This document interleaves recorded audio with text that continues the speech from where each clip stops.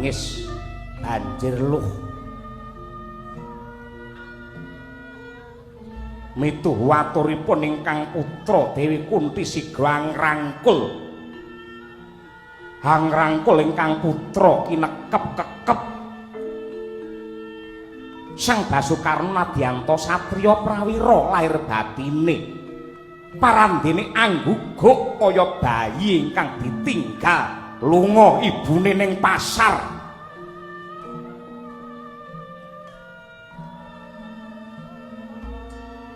mangkono sang ibu sigra anglukar makutanira ingkang putra mustakani Sang Basukarna ya den rebahaken ing pepangkone sang ibu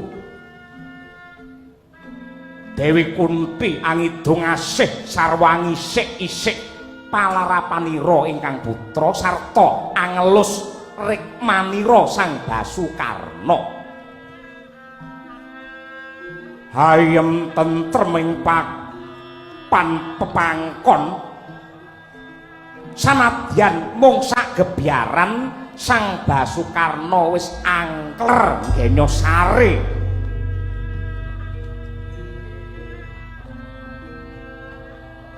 Kocap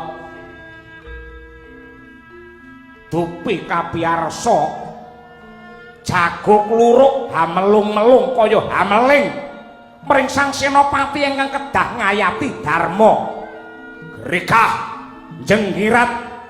Sang Basukarna brabat siaga manjing madyaning Tegal Kurusetra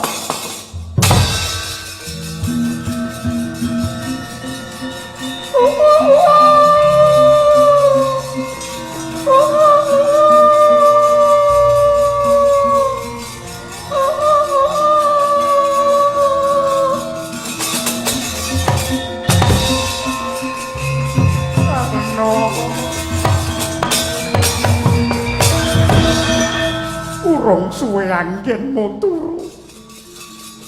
urung suwe anggenmu ngorok kowe krungu jago kluruk lunga klepat kowe nang ngendi le oh